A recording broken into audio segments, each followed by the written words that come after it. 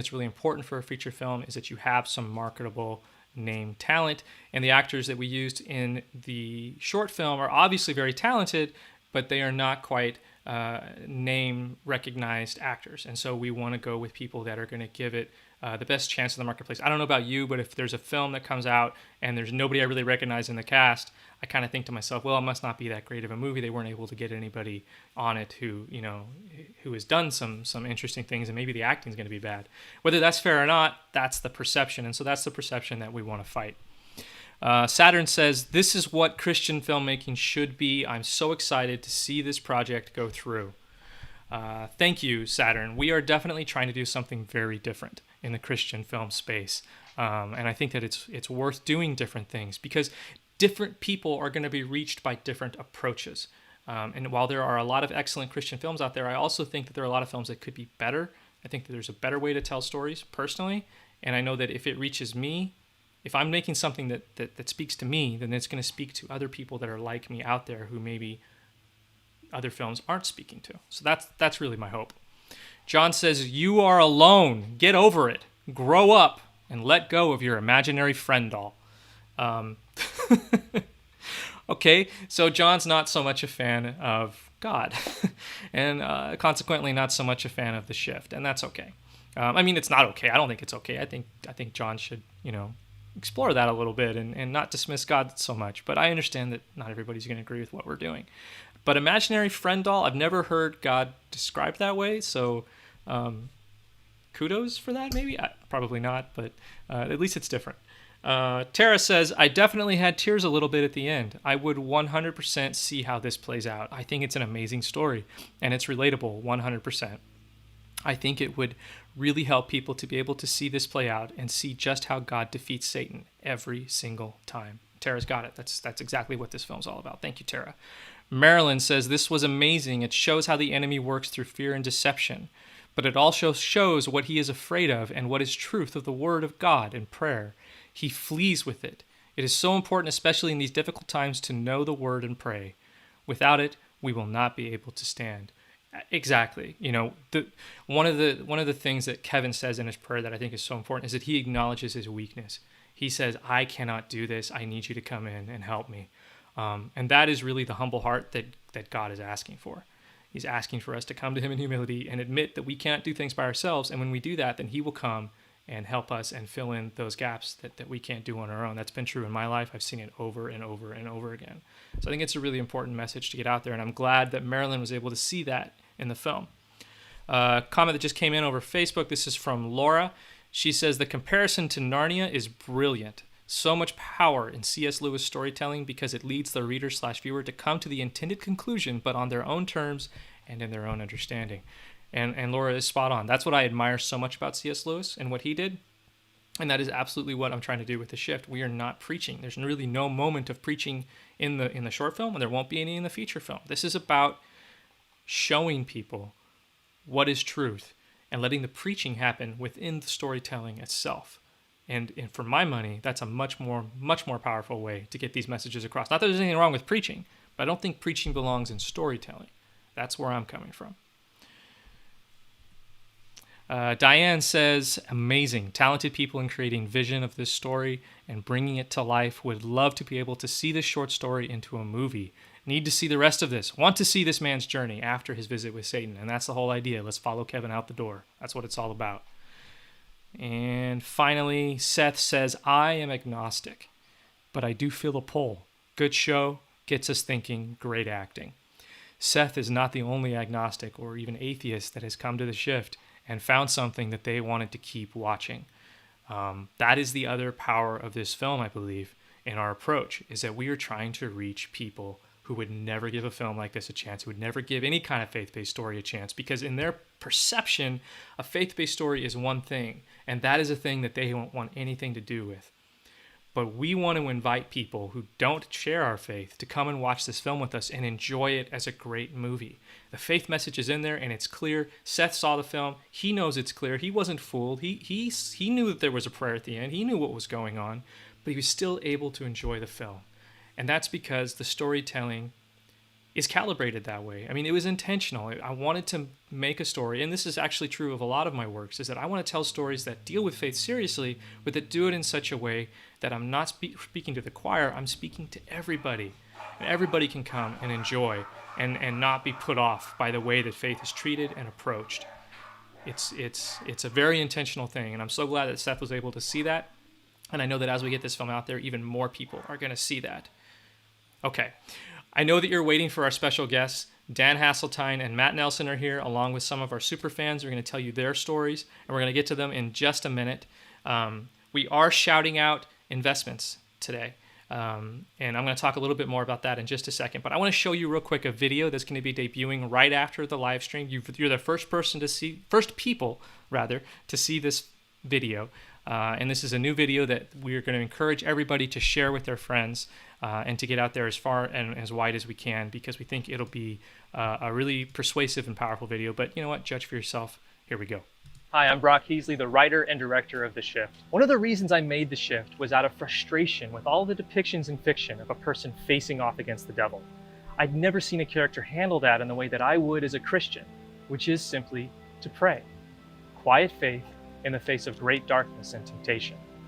But why make a Christian film that's got so much darkness in the first place, right? How does that track? I think it's in the dark times that the love of God shines brightest. When you think back on the times of your life when God was most evident, I'll bet it was in the middle of some difficult event or trial. For me, I think about the death of my father. I think about that time when my wife and I both lost our jobs within 24 hours of each other, and we wondered, what in the world are we going to do? And I think about our daughter who was born with special needs. A blessing for sure, but also a great trial for which we were totally unequipped. To be honest, we felt like God had given us something we couldn't handle. Even as good people of faith, we passed through dark times. Without those trials, my faith would be less. My knowledge and understanding of God would be less. The shift is not about darkness. It's about shining a light on God's love. And light, as we all know, cuts through the darkness. If you feel like this is an important message to share, partner with us. Back this project so we can finish this story. We've already got Dallas Jenkins, the creator of The Chosen, on board with us as executive producer, but we need you too. No one likes being asked for money, but we can't make the movie without it. We have until September 30th. September 30th, that's not a lot of time. I hope you'll join us. You can back the project at the link studios.vidangel.com/theshift. I'm excited to share this journey with you.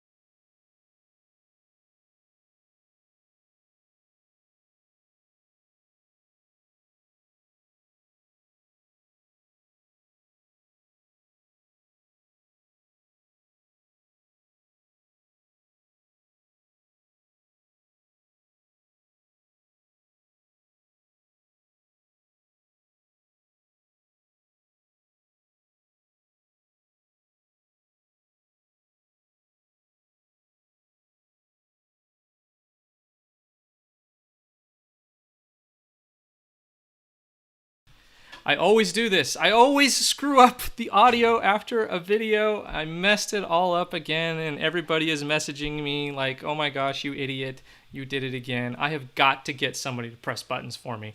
Homer Simpson can do it. I can't do it. I can't press buttons. So thank you, all of you who are freaking out and messaging me like crazy to let me know how much I have screwed this up. But we're still here and we're doing it. But anyway, okay, so you just saw that video. That video is super important. I think it speaks to what the movie is really about. Investment is important, and we need it, and we'll talk about that. But really, what this is about getting a message out there that is so needed and so important. And so this video speaks more to that. And so I hope you'll share it with your friends, and I hope I hope you were touched by it. Shout out to Joanne from Florida, who partnered with us this morning for $100. Thank you so much, Joanne. So here's what's going on that isn't great.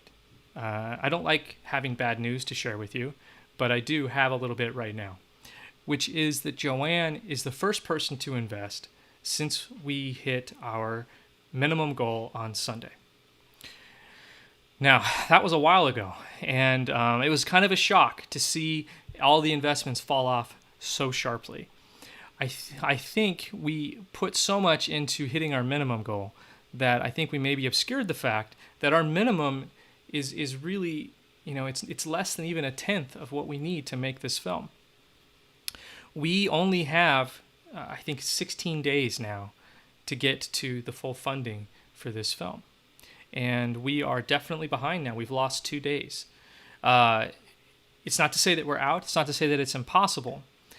But we are definitely not in a great spot. And we need people to understand that the minimum goal was just to get us to a point so that we could bring this film out to so many more people. That was the idea.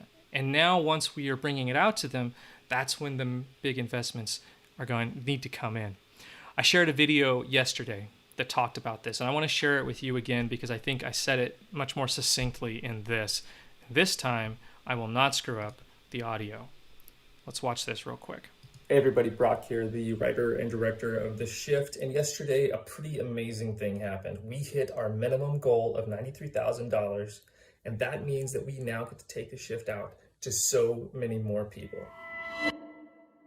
And it can feel like, because all of our effort has been put into this, reaching this minimum goal, it can feel like now we're done. And the fact of the matter is that we're not done. We're far from done. When we hit the goal, I had this moment of euphoria, and that was quickly replaced by a feeling of, oh my gosh, we have so much more to do. I thought about Moses and all of the effort and all of the work that went into freeing the Israelites from the Egyptians.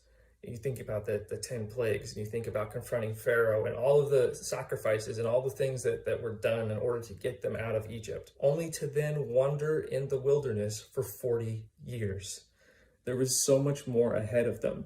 And we don't have 40 years. We have until September 30th to get to the full funding. This is when the real work begins. This is it right now. This is what we've been waiting for. This is the time. Getting the funding for this movie is about a lot more than just making something that's really cool, although it's definitely about that. It is about making something that is going to reach people in a completely different way from other movies of this type. There actually aren't a whole lot of movies of this type. Mixing sci-fi with faith is a totally different thing. People are seeing a possibility in this film that they haven't seen necessarily in other films that have tried to express Christian values and faith. I know that there is an audience out there that is looking for something like this, and maybe they don't even know it. There are plenty of people out there who have dismissed faith films entirely because they don't see themselves in it, because they don't see anything that is attractive to them as far as the type of entertainment that they like to consume. But The Shift is a different kind of film. The Shift is a film that can reach people where they are, can reach people that would never watch a film like this. I've seen it already. I've seen even people who are admittedly agnostic come to The Shift and enjoy it and want to see more. That is the power of this film. That is the vision that so many of you are already supporting, but we need more. We need more support. We need more people. So don't think the work is done. It's not done. Don't think that this film is already going to be made. It's a sure thing. It's not. I believe it's what is supposed to happen. I believe that it's what will happen, but I also know that we need to do our part. So the state of The Shift this morning is, great job. Now the real work begins. We do not have 40 years. We have until September 30th. Thank you so much. This week is going to be exciting. Tomorrow we have a very, very special live stream, and we're going to be talking with Dan Haseltine and Matt Nelson, and we're going to hear from fans and their stories of how they came to The Shift and what it has done already in their lives. And that's really what it's about. And if you want to participate in this, if you're seeing me for the first time and you're thinking, what is this guy talking about? Check out the link. Come and join us, partner with us, help us in making this film and getting this message out there to so many people who desperately need it, who need the hope that this film expresses. This is a dark time. This is not an easy time to be doing this. This is not an easy time in the history of this world or this country. But that's why a film like this is needed, to give people perspective and to give them some hope. Hey, this is Brock. I hope you'll partner with us by backing the project at studios.vidangel.com/theshift. We only have until September 30th to get our full funding, and we can't do it without you. All right, so I want to be really clear about something. This movie is going to be made. It is going to be made. unsure about most things in my life. I never really know what's going to happen. I've learned that life throws you a lot of curveballs. But I do know this. I do know that this movie is going to be made. There's sometimes you feel something in your bones and you just know it's true, and that's one of the things that I know to be true. The question is how. The question is if you're going to be on board with us and doing this with us or not. There is a movement happening, and there are so many of you that have joined us already, but we need so many more to do it this way. But we're going to do it in one way or another. I'm confident in that. I would like to see it happen in the next 2 weeks, because then we can get it going, because then we'll just get going that much faster, and we'll have all of you with us. That's what I want to see happen. We are sitting at $93,790 in investment right now. We need to get to $1 million. We have 2 weeks. It's not a lot of time, but we know that it can happen. And so I hope that you'll understand that we are far from the goal, but we are also far from down and out. And as you consider whether or not to partner with us, consider coming on board something that's going to be really exciting, and that, you could make some money doing it too, which is what we want to do, which is what we believe will happen. We wouldn't be doing this. But enough of that. If you do happen to invest while we're live streaming right now, please let us. Well, we're going to go ahead and shout you out unless you tell us not to. But we love shouting people out. So please do. If you feel like it's on your heart right now, make it happen right now, and we will shout you out. But it's time to stop talking about that for right now, because it is time to bring on our guests. Hopefully they're probably listening to me right now and laughing at me. And I'm going to bring them on, and we'll see if they're with us. Guys, welcome. Let me get you up on screen. And here we go. These are our guests today. And I'm going to turn it over to the woman who brought us all together today, and that is Cara. Cara, who is in our, she's the only woman on screen, so you can probably spot Cara pretty fast. But Cara, why don't you tell us who we've got today and what we're all doing here today? Okay, well, I'm first of all, I'm just going to say this is kind of weird being on this side of the screen. I'm usually out there with you guys. And as Brock said, we have a great story to tell, and this is the best place to tell it. It involves all of us on the screen. Dan Haseltine, I know you know him, and Matt Nelson, our amazing composers. And Darren Scott Jacobs, he's a screenwriter who he also works with the Encounter series, I believe, over at You know him for his rocking. Yeah, and she's also an interview host at Against the Tide Media. And he's an amazing guy, and he's a big part of getting this going. And Noah is the owner and operator of Against the Tide Media, a man of many talents, and he is Hey, everybody. championing. Is there something wrong with? Is there something wrong with my background? Oh, I have the wrong one.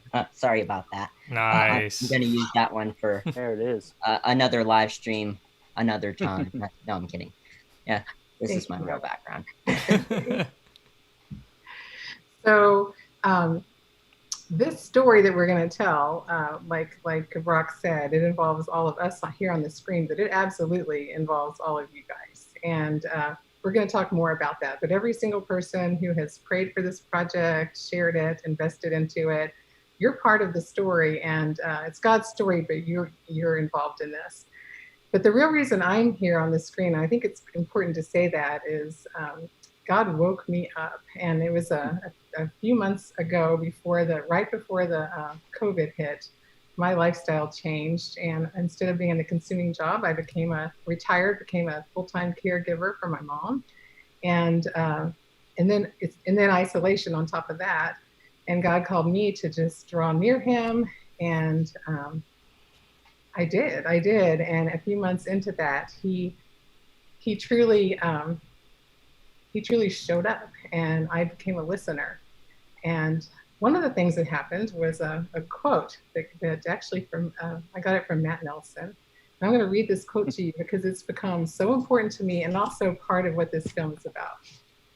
It's Riso and Hudson were the authors, so it's a great book. So consciously participating in the miraculous unfolding of reality is the holy work, and it is the greatest source of satisfaction that we can have. Now, when I read that, I wasn't 100% sure I understood it. I just knew it was going to be important. And as I spent more time with God, I realized that God is always working and moving and unfolding something, and it's right in front of us if we just are aware. And if we are aware and we can hear, he's inviting us to join into that. And we have a choice, but if we accept that invitation, there is no joy or satisfaction that compares to that. And that is kind of what brought me to the shift. But before we get back to that, let's start at the beginning, Brock, where this all began. If you could tell us about that up to the part where the ship was just sitting all lonely over there at VidAngel. Yeah, so I'll just tell this very briefly because I have talked about this before, but The Shift was shot about 5 years ago, and which is a very long time, and you're thinking, what in the world, what was this movie doing for the last 5 years? I'm just now seeing it. And that is because, originally it was made just because I had a story I wanted to tell, and I didn't know who would ever see it. I didn't even know if I could write or direct, but I felt very much like it was something I needed to do. And this all happened during a time in which I was out of work, and my wife was out of work, and I had no money. And thankfully, I had a lot of friends who were willing to work for peanuts, almost literally. We had $500, and that's how much money was spent on this film. It was basically my last $500 at the time. Thankfully, things are better now. But back then, it was a rough go. And so this film was made during a time of great trial. And then, it was made, and my friends saw it, and they enjoyed it. And it went through some film festivals, largely secular film festivals, where it was received very well. I got an award from one of them for Outstanding Filmmaker of the Year, which was incredible, as for my first film. And then eventually, VidAngel kind of put the call out that they were looking for films and looking for other types of entertainment, having had so much success with The Chosen and getting that out to people. And so I submitted The Shift, really just with the thought of getting it on their site so that I can make some money. I hadn't made any money, and I thought, well, if I can get it on their site, then maybe I can go back and pay some of those actors, things like that. But instead, they said no. We think that this could be bigger. Do you have anything else? And I said, well, yeah. I could turn this whole short film into a feature film. I have an idea for that. I didn't have a script at that time, but I had an idea. So I pitched them that idea, and they were like, yes, immediately. Like in the middle of that phone call, we're going to go forward. We're going to do this. And so we did, and we built this whole site. We went through all of this time of getting things organized with the SEC because it is investment. People put in their money, they get 120% return before anybody else does. And so it just took a while to build all that and then to get to a spot where it made sense to actually launch the full campaign. And so here we finally are in September of 2020, 5 years after I shot it, and you all are seeing it for the first time as though it's brand new. But to me, of course, it's not brand new at all. And everybody who worked on the film is like, what in the world? Why is this film back all of a sudden? But I'm convinced that there's a reason and there's a timing for things. And that's why I'm excited about this, because Cara is bringing everybody together to tell so much of that story. So, so I met Brock months and months ago. I don't know how long, was it like 10 months ago, 11 months ago, Brock? I don't know. Yeah, about. We were Facebook friends, and I have no idea why, because I didn't really know who he was. I don't think I friend requested you. I'm pretty sure I didn't. I never asked you that. But anyway, I didn't know who he was. But one day, I knew he was a Chosen fan. That's all. Yeah. And well, I friend requested you because I saw that you were a Chosen fan, and I just thought, well, she seems nice. I should be her friend. And so here we are. Well, see, I didn't know that. So I saw one day, a Facebook post. I'd never seen any of yours, but you know how that happens in one day? And it was the story that, if you all have been watching the live streams, it was an incredible story about Brock's father, who was brutally murdered. And in this storytelling, he went into great detail, the grief he was experiencing. It was gut-wrenching. And then how God showed up there and helped him to see that the worst thing was not even his father's death, but the impact it was going to have upon the murderers. And then there was this radical forgiveness. And I will never forget reading that. It just, I poured my heart out to you afterwards, and then we started talking. And you invited me to you were going to start a chapter at a time. In this book you had written, you were going to post one chapter at a time after you rewrote it, getting it ready for publication. And I was in. I was hooked already. So it was amazing because over the months, every single chapter, I would look forward to it and read it, and then we'd have these discussions. Oh yeah, you kept me going. Yeah. Your enthusiasm kept me going. It really did. Well, you put some pressure on me because one time you said you really looked forward to what I had to say afterwards. And I thought, I'm going to have to do that. So, but it was amazing. I didn't know why. I just thought the reason we were friends was because, of that book. I had no idea there was any other plan. But I do believe that God was using that time for me to trust you completely, to see your heart. Now, anybody who's watching knows Brock's heart and his faith. And I saw that up close and personal, and his honesty. That was the thing that really stood out. Because Brock is honest about everything, including himself. He'll throw himself under the bus any day of the week, and we've seen that too. I'm trying to stop that, but yeah. Yeah, well, it's an admirable thing. But somewhere along this long months and months, I became aware that the shift was sitting over there at That Angel. And I wasn't in the same place I am now. At that time, I was so all about The Chosen. And I knew, because you were a friend, that what kind of friend wouldn't even bother to go, watch the film. But I looked at it with an attitude of scarcity. I didn't think I had enough money in my wallet or enough room in my heart to love it. And that's how I watched it. And unfortunately, when I watched it, because I had to come back and tell you, I loved the ending. And I saw a lot of things about that, and we talked about that. Mm-hmm. But I'm not really a sci-fi person. I didn't get parallel universes. And I told you that I couldn't support it because, I had to support The Chosen. And of course, you were so gracious and kind, and that elephant was out of the room and forgiven, and we continued our friendship. But it was just so interesting that. So I'm actually going to skip about the song. So the next thing that happened, so we kept talking, even after we finished the book, and we kept in touch. But then I got another mysterious little link. Well, it didn't start out mysterious, but it got really weird later, and that's Matt Nelson. So I know. So I remember Matt. I remember watching a little Instagram interview with you. I don't even know how I found out about that, but you were talking about playing the cello, your education and evolution of that cello playing, and it reminded me so much. Like Media's interview? No, this was someone else on Instagram. No. This was probably right before that. Okay. Yeah. Mm-hmm. So anyway, but the crazy thing was, when Matt told this story, I could not believe. I have a daughter who's a cellist and brilliant like he is, and everything reminded me so much of her. And then he got to this, he was talking composing, and he said, I'll never forget this quote. He said, "The best music doesn't come from you, it flows through you." Is that what you said? Isn't it something like that? Yeah. That's a decent paraphrase, yeah. Yeah. And I love that so much, and it made me think of, my daughter had written this piece about prophetic art and thin spaces. And I thought, oh my gosh, I felt a nudge to send that to Matt. So that was the first time I reached out to him. And I didn't know if he'd even bother to read this piece, but he did. And he wrote back, and we had a lovely conversation. And I figured that was probably the last time I would ever talk to him, because I don't try to insert myself into people's lives, and unless there's a reason. And so a couple months later, this is where it gets weird. So where God, says, no, you're supposed to talk to him. So I was listening. I was on Facebook one night, and I saw a video by Natalie Grant and Bernie Herms.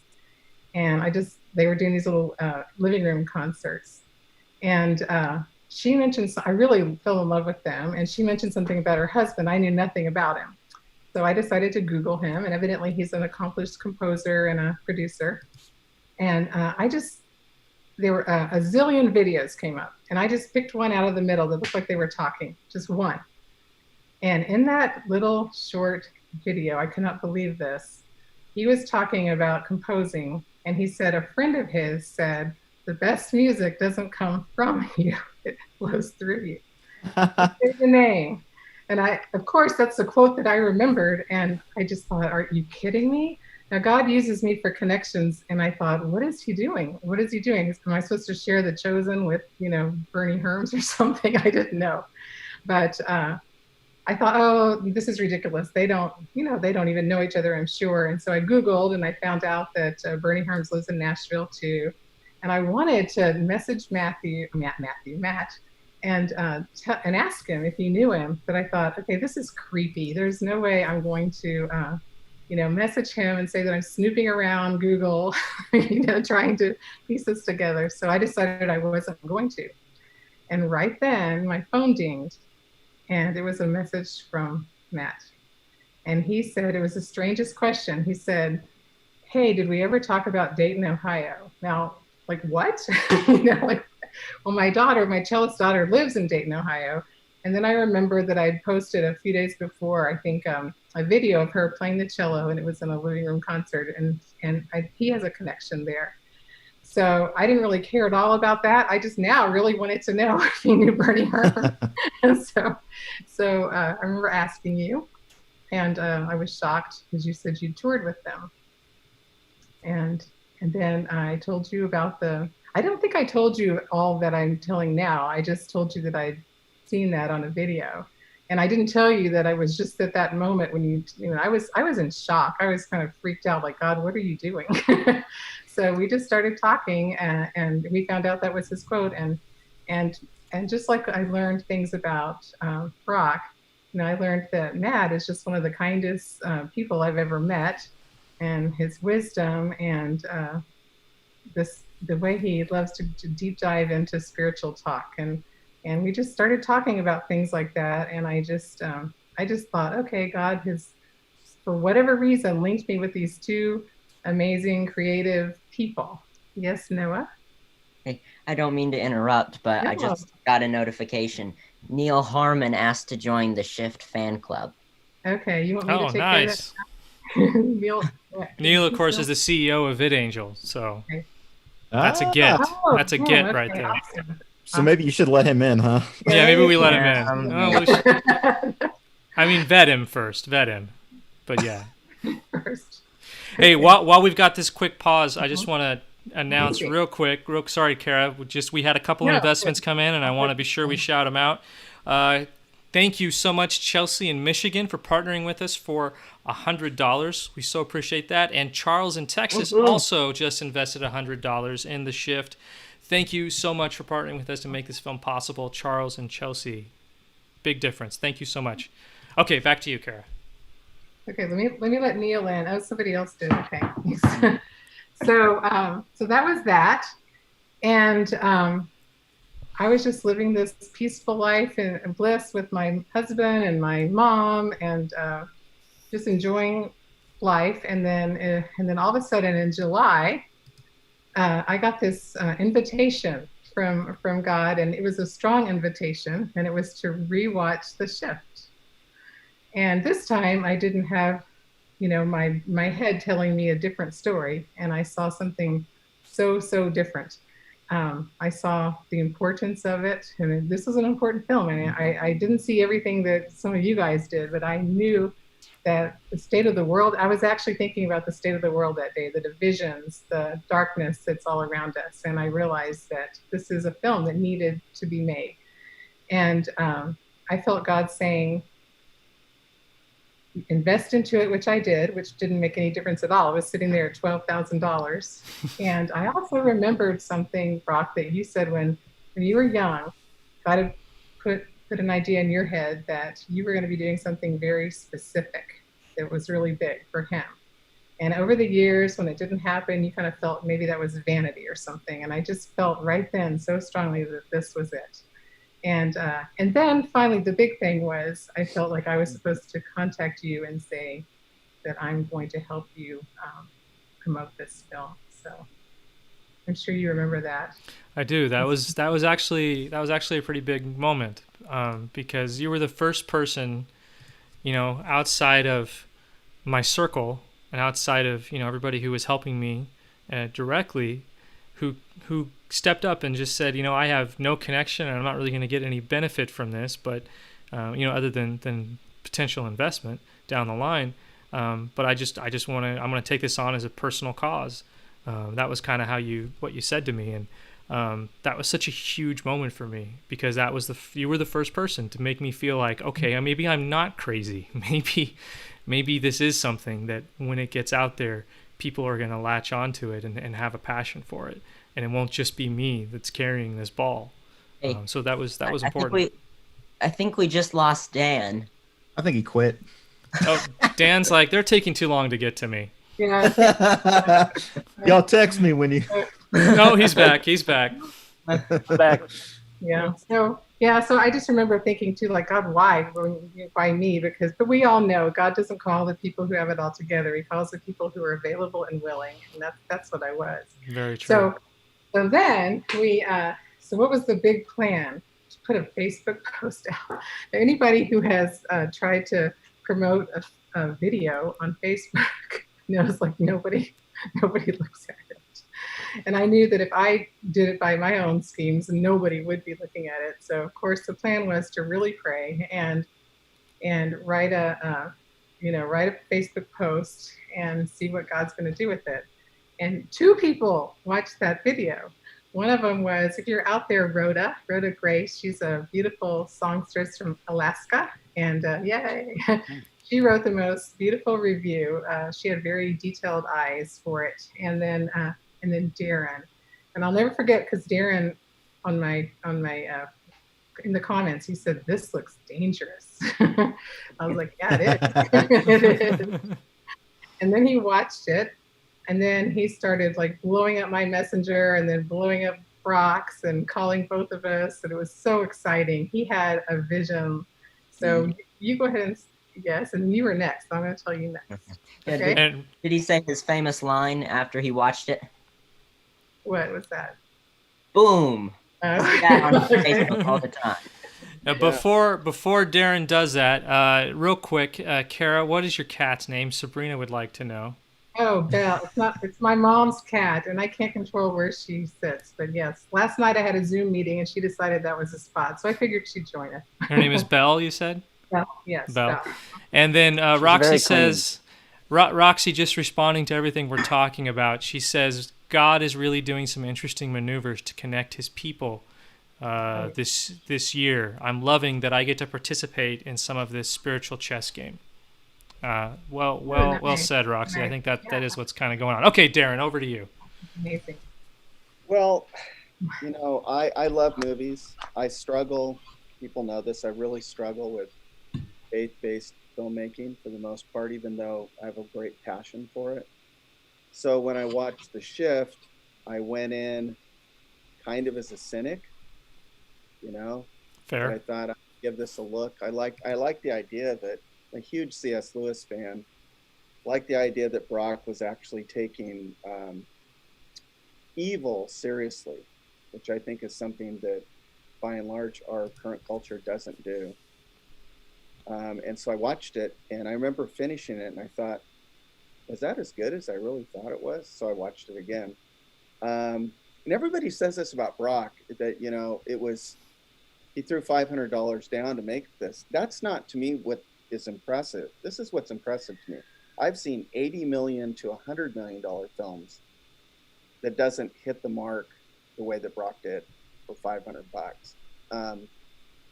And so I immediately thought, what can be done? And plus I wanted to meet Brock and just kind of see the cast of his mind. And I thought it'd be fun to talk with him. And I reconnected with Cara, and then things just kind of went crazy, because at the same time, Noah and his family was kind of in the throes of watching and figuring stuff out. So I immediately thought, what if we interviewed Brock and just brought him on and let him have, the thing is that Against the Tide Media, we've really reinforced and brought forward The Chosen as best we can for the little, fan base thing we are. It's gone really well, actually.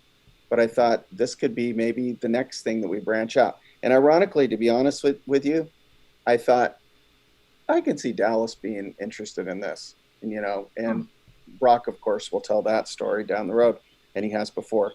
But so for me, I was just so impressed overall with how well done it was across the board. And storytelling is so important, especially when we get into faith areas, because usually what it's designed to do is take the believer and pat you on the back and say, isn't it great that you figured this out and you're in the fold, And there's nothing wrong with us kind of reinforcing our faith and having a moment where we're like all with our arms around each other around a campfire singing songs together. I don't have a problem with that. But then there's films that do something different. There's films that venture out and are that one up there. They're risky. Yeah, that one. And so my wife always says, my wife Galen says, be brief, be bright, be gone. So I'm not going to take a bunch of time here, but other than to say, I think Brock did this right. And that's why I think people are looking at it in the way that they are. It made a mark on me so quickly. And I am so, if you guys knew me behind the scenes, I am such a tame cynic. The fact that I'm a Christian proves that anyone has a shot with Christ bringing revelation into their life. But this movie, boom, right, Noah? Yeah. So anyway, I'll go to Noah. Noah, So next, let me set that up for Noah. So the next day, well, actually, Darren, you called me and we talked for an hour about the shift. And then you said, what is your strategy? And my big strategy was private messaging people because, I can't do a bunch of, and so I said I was just going to really pray about what to write. They were going to be personal and who to send it to. So the first private message that I sent, I decided, I felt called to send it to Noah and Donna and Jenna. And I really wasn't sure what was going to happen with that because they were all about the chosen.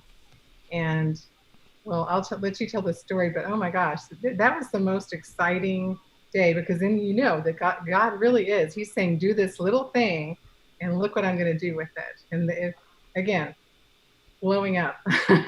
So go ahead, Noah, and tell us your story. Before Noah does that, real quick here, we want to just extend a heartfelt welcome to Joe in Florida, who just partnered with us for $250. Welcome to the team, Joe. We are so excited to have you. Thank you, Joe. All right, over to Noah. You interrupted me. That's not nice. Well, it's what I do. That's the job.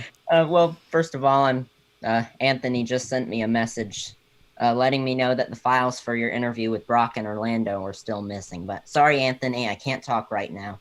I'm on a live stream. Well, to start from the beginning, I think I actually was familiar with the shift even before you, Darren. I was scrolling through Facebook, social media is more like work because, when you're doing it for a page, it's so much more than it used to be. But, and then I saw this ad come up. I think it was by VidAngel. And it was about the shift, and it was the pitch video. And this is probably, I'd say, 2 weeks before I actually saw the shift. And, at this time, I saw it had something to do with, spirituality and this man who had an encounter with the devil. And, you all know this. There's just so much stuff out there with spirituality, and it's just it's just cheese, a lot of it. It doesn't portray it in a real way, mostly making fun of it, saying, oh, we don't need to worry about this. And this video had closed captions. It was without audio. And I saw a few minutes of it, and I was like, I'm not sure what to think about this. I only saw a few seconds. And I was like, maybe it'd be something worth checking out. They're partnering up with VidAngel, and I couldn't even hear what was going on. So, and another thing, I saw this guy wrapped up in bandages. I was like, what? Did Satan beat him up or something? That was kind of the main thing. I was like, oh, this this must be cheesy. But I thought, we'll check it out sometime. But then about 2 weeks later, I was on the phone with Darren, and Darren was telling me, hey, Noah, I was looking on Facebook on Cara Cotham, who's our moderator for Against the Tide Media, one of them. She shared this short film called The Shift, and I think you, Darren, maybe you could give it to us in your wording of what you said to me, basically. I just thought we should support it. I said, I know we're doing The Chosen, but aren't we looking for creative, artistic Christians in all genres, and this was a genre that was tackling evil in a profound way, and I thought that maybe we should interview Brock. And so I was running that by Noah and seeing if Against the Tide could embrace The Shift as well, which I didn't see an issue with that, but I just wanted to make sure Noah understood, agreed, and we could move forward with it, which happened in about a millisecond. Right, Noah? Go back to you. And I mean, at first I was like, okay, Darren, yeah, I'll look into this. And from your description, this sounds really good, actually. And a little while later, Cara, you messaged my mom, Donna, and my sister, Jenna. Jenna already had the plan in her mind when she saw it. Yeah, and I mean, you send long messages, Cara, so, and I don't like reading long messages, so I didn't take a look at it instantly. But guilty as charged. But I did see it was about The Shift, and I was like, it's the same day, and oh, I'm hearing a lot about The Shift today. Maybe I am supposed to look at it, but I did later. So my mom and Jenna, they came in here basically setting up an interview with The Shift, and I was like, what are we doing?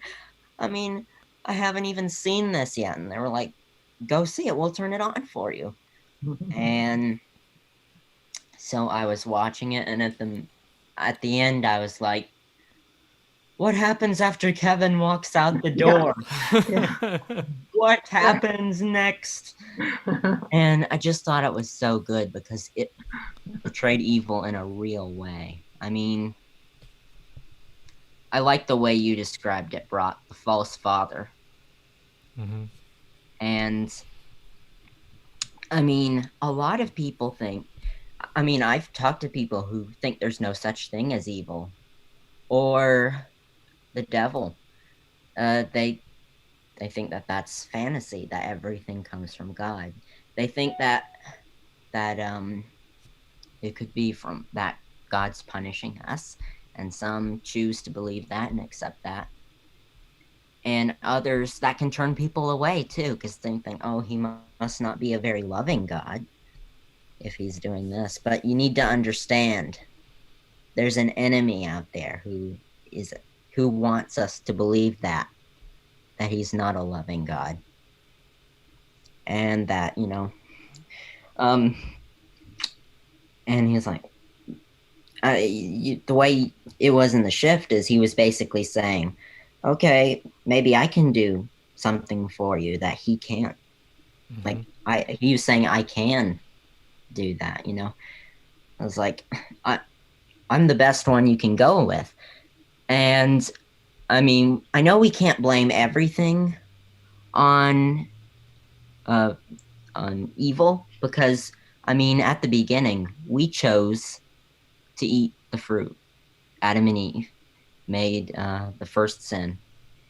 And that was a warning to us by God. He said he knew the outcome of what would happen, and that broke his heart to find out what happened. And he warned them with everything that he was to not do that. And so I think The Shift is kind of saying, how do we pull ourselves out of that? How we accepted evil into our lives. How do we get out of it and back to God? And Kevin did that. He prayed and asked for help. And that doesn't mean his life is going to be perfect, But in the end, his reward in heaven will overweigh everything that he experienced on the earth. And so Absolutely. that's a very, very long-winded way of answering that. So No, that was Thank you good. for that. Hey, real quick, the investments keep coming in, and we got to celebrate them. Mary Jo in Texas just partnered with us for $200. Mary Jo, we are so glad to have you with us. Thank you. All right, back to you guys. Okay, well, we need to move quickly to Matt and Dan. So, Yeah, they've been So way the too next- quiet so far. We got to get to them. yeah, I know. yeah, they're both on mute, I can see. Oh man. That's polite. So the Yep. next thing that happened was lots of investor conversations, but I'm going to save that to the end. Those are kind of important. We need to let these guys talk. So the next thing, though, happened right about the same time.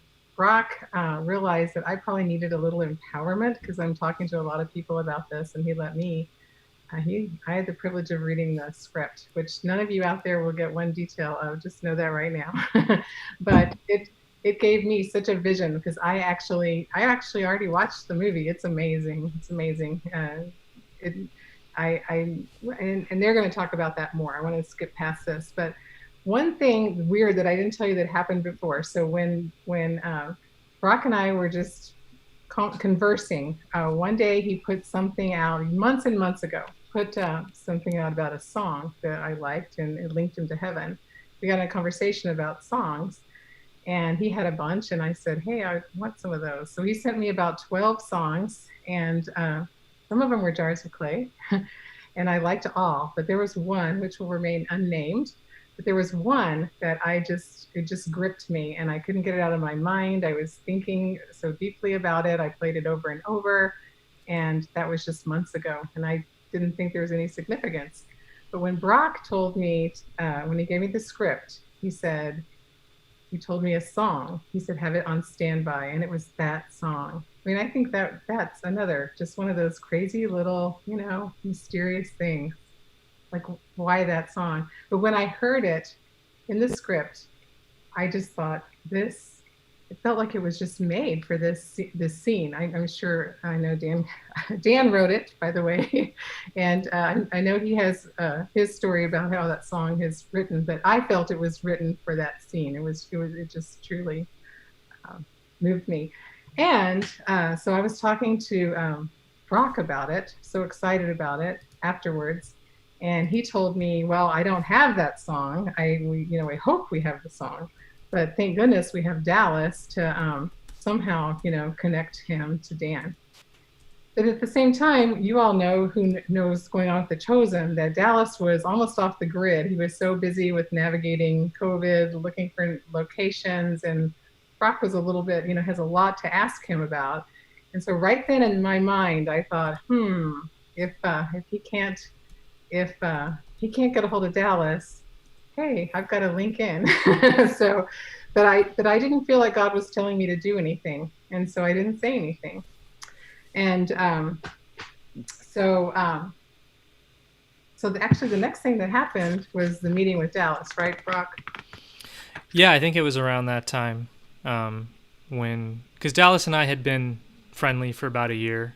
Just, he was one of the, right when I signed up with VidAngel, one of the first requests I made of them was I said, hey, look, I think The Chosen's pretty awesome. It'd be really great, since I'm a big old nobody, if we had a big old somebody watch the shift, and if they like it, give us a nice, little endorsement. And I said, I think that Dallas would be great for that. And so they said, sure, we'll bug him. And so they did, and he watched it, and he was kind enough to endorse the shift before we ever even had any conversation at all. But then eventually we did become friends on Facebook, and he read some of my writing, and I think the same chapters that first grabbed your attention are also what grabbed his attention. And then he realized that not only can I direct, but I also am not terrible at writing, and so yeah. Then now we're finally came to this point where he's actually signed on to the shift. Yeah.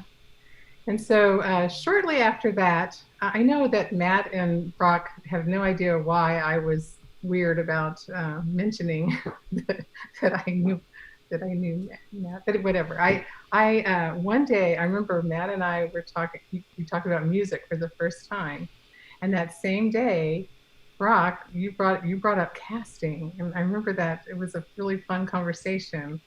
And then all of a sudden, I felt this nudge not to ask about the song, but I asked you if you had already chosen composers, and you said yes, and I said okay. But then you wrote back and said, "I'm curious, why did you ask that question?" So then I said, Matt Nelson is a friend of mine, and you were very surprised. Yeah, I was. I was really surprised, but I told him that, well, you know, we don't have to go into. I'm not going to go into the whole conversation we had, but you were praying about it and thinking about it, and I think you knew that it would be amazing, not only for the song, but they would be such an asset to the film. And I said, "Do you want me to mention this, you know, to Matt?" And you said, "As soon as possible." And so the next day, I was nervous about it. I didn't want to put any pressure, and I guess I didn't want my motive to be, I wanted a pure motive. I didn't, you know, I thought how awesome that my two friends would work together and we become friends and all that. But, you know, I didn't know what God wanted. But I told Matt the next day, I said, "Hey, do you want to hear about another weird connection of mine?" And you said, "Yes." And I said, "It involves you." So I told you, Matt, and then of course, you were real chill about it. You were like, "Oh, this is interesting." Anyway, go ahead. So Matt, go ahead and just, the rest is your story and Dan's about. Oh gosh. Getting together with Brock and seeing the shift. Yeah. Thanks for having us on this. This has been really exciting the last few weeks that we've been unofficially to officially on board for doing this. So thank you for having us on this live stream today. And yeah, I knew Cara from as sort of one of the inner core of the chosen sort of PR street team. I don't even know what to categorize it as, but I'd seen her around a lot and seen her name around a lot. And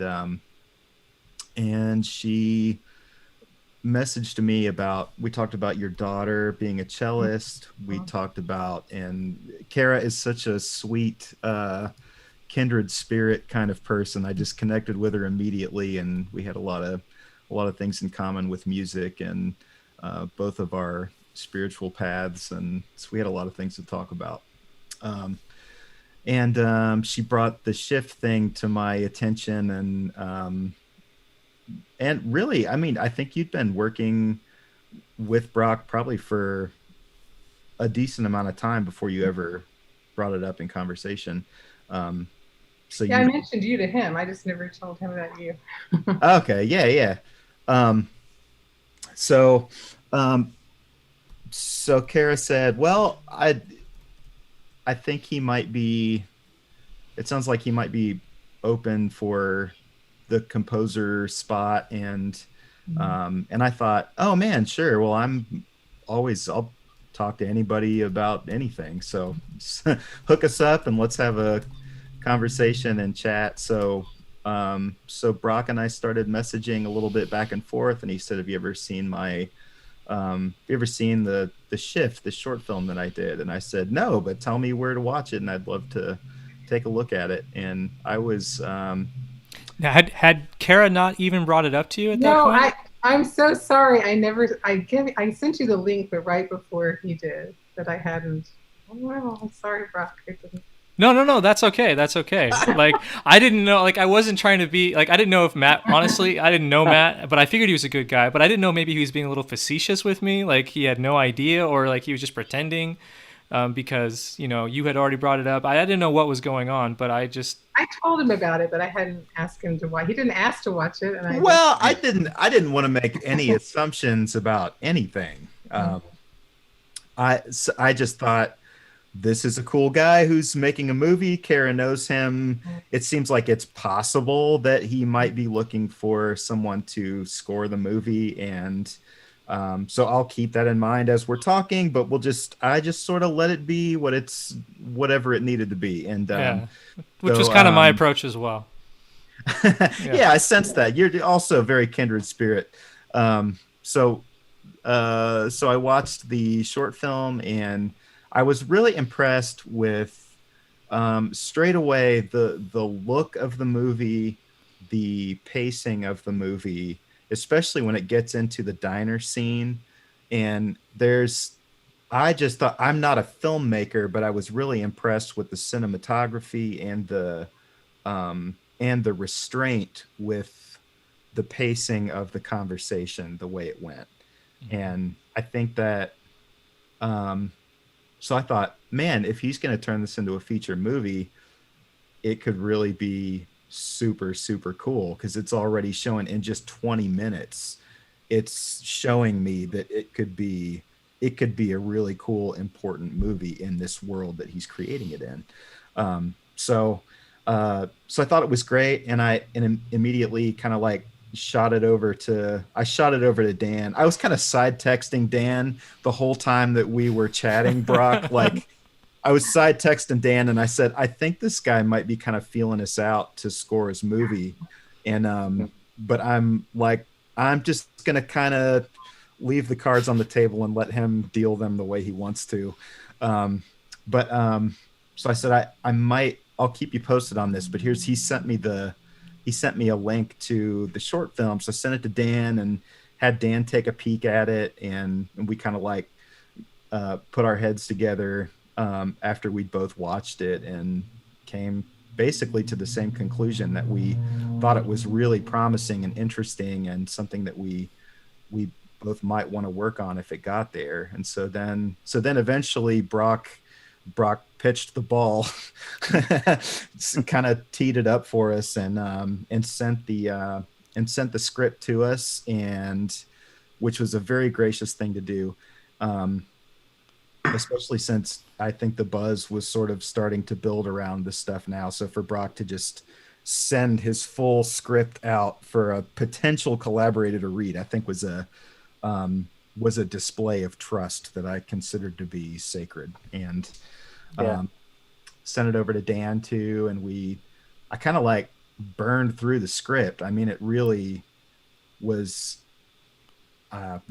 super captivating for me. I read it in like, I don't know, really just several hours, I bet. I mean, I started it one night and then finished it the next morning. It's like really held my attention. Yes, so that's how we've gotten here. Yeah. At least. And I'll let Dan take over from here. Yeah. Well, Matt, do you remember remember my question to you? I think when we were first presented with this idea of, hey, you said that you texted me and you said, hey, there's this guy and he's got this, it's a faith-based film, and maybe you want to check it out. I think my first cynical text back was, is there a sports team, and is